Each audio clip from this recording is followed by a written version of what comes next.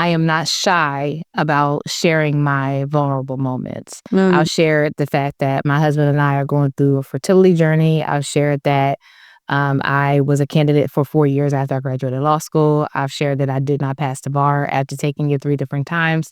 I've shared a multitude of things about myself that makes me human. And I think that's the part that as professionals we forget. That it's okay to share the human parts of us. And a lot of times that's how we advance in our careers, because we get to network and we get to learn the people part of the professional. And so what made me want to do it, to be quite honest, was I am a spoken word artist and motivational speaker first. And so before I became a recruiter, and I'm also spiritual, so before I became a recruiter, I asked God for permission to be a recruiter because I wanted to inspire in a different way. And the idea behind that was, if you allow me to be a recruiter, I will never forget what it felt like to be a candidate. And so that's my motto throughout my life, which is why I am such a hard hitter when it comes to the candidate and hiring manager experience.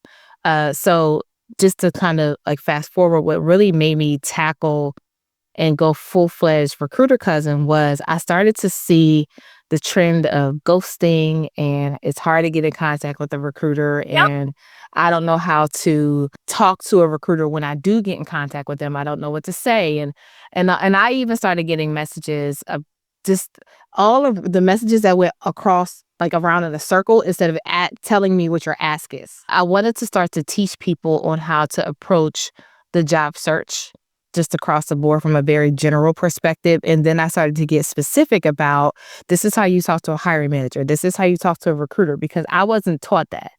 And I didn't get taught that until I was in the position to be a recruiter by my now mentor, Danita. She taught me, this is what recruiters are looking for. This is what hiring managers are looking for. And she put me in positions where I was able to sit in meetings to understand the differences in tone, and when people get upset, this is what they do with their bodies. And so it made me pay attention.